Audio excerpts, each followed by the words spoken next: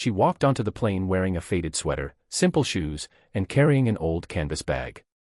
To the crew, she looked like just another budget traveler, someone they could brush off, ignore, or even belittle. But when turbulence struck, systems failed, and a crisis unfolded in the sky, they learned the truth the hard way. The woman they mocked wasn't just a passenger, she was the billionaire owner's wife, and the reason the airline existed at all. Before we start this incredible story, make sure to like, comment, share, and subscribe to Tales and Turns. Also, tell us where you're watching from in the comments below, we love hearing from every corner of the world. Amara Reyes never cared for luxury, even though her husband, Elias Reyes, was one of the youngest airline billionaires in the world. While he moved through meetings, boardrooms, and private terminals, she preferred quiet mornings, markets, simple clothes, and being treated like anyone else.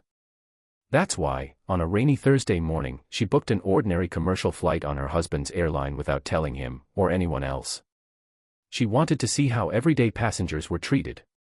She wanted to feel the truth, not the polished reports executives gave her. What she did not know was that this flight would test more than customer service, it would reveal the heart of the people flying the plane. The moment she boarded, the mistreatment began. A flight attendant rolled her eyes at Amara's bag, calling it ugly under her breath. Another crew member acted annoyed when Amara politely asked where her seat was. They handed her safety cards with a sigh, spoke to her like she was a burden, and ignored her requests for water.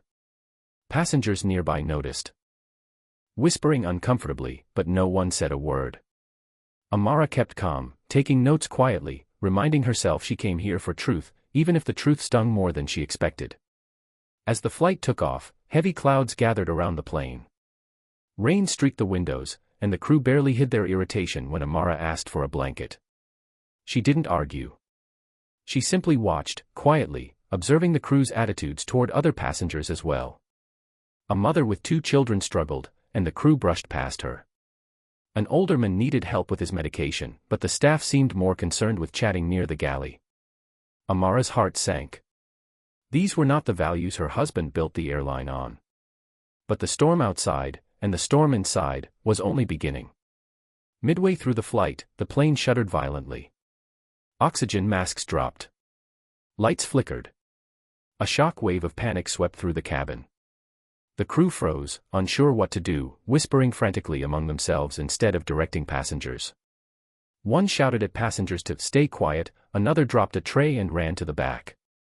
Amara felt fear grip her chest, but a louder thought pushed through, someone needed to take control. She unbuckled her seatbelt, stood up calmly, and began helping passengers with their masks, speaking gently, keeping them calm.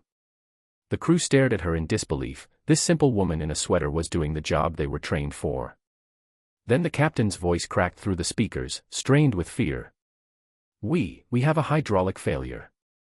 Please remain calm." But the cabin was already spiraling into chaos.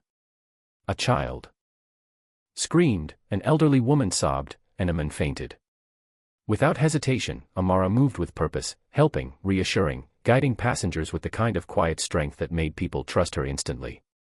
Passengers began following her lead instead of the crew's confused commands. And slowly, the chaos settled. The turbulence eased, but the fear lingered.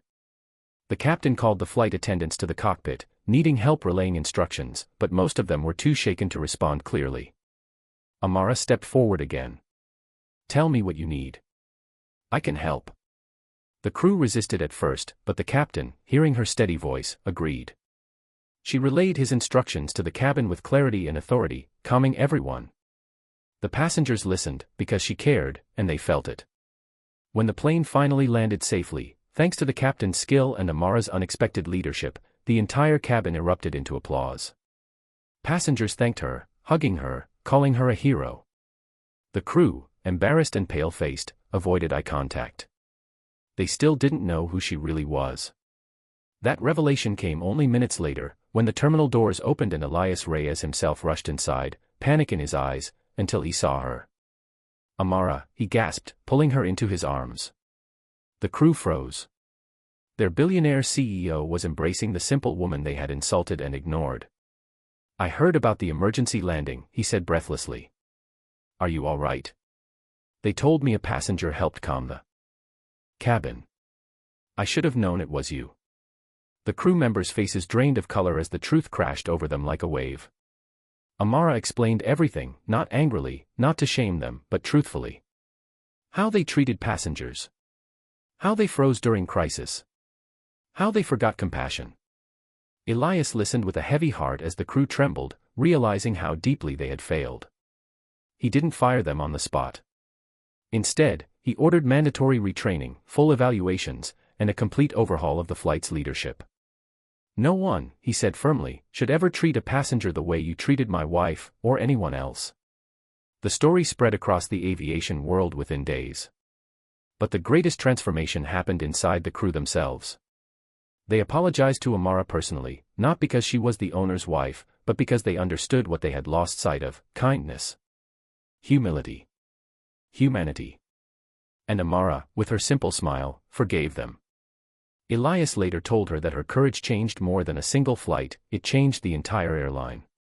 Passenger care improved, training strengthened, and empathy became a standard, not a suggestion. And though Amara never sought credit, everyone knew the truth: the airline's greatest hero wasn't the billionaire CEO. It was the simple woman who reminded them all what it meant to fly with a heart.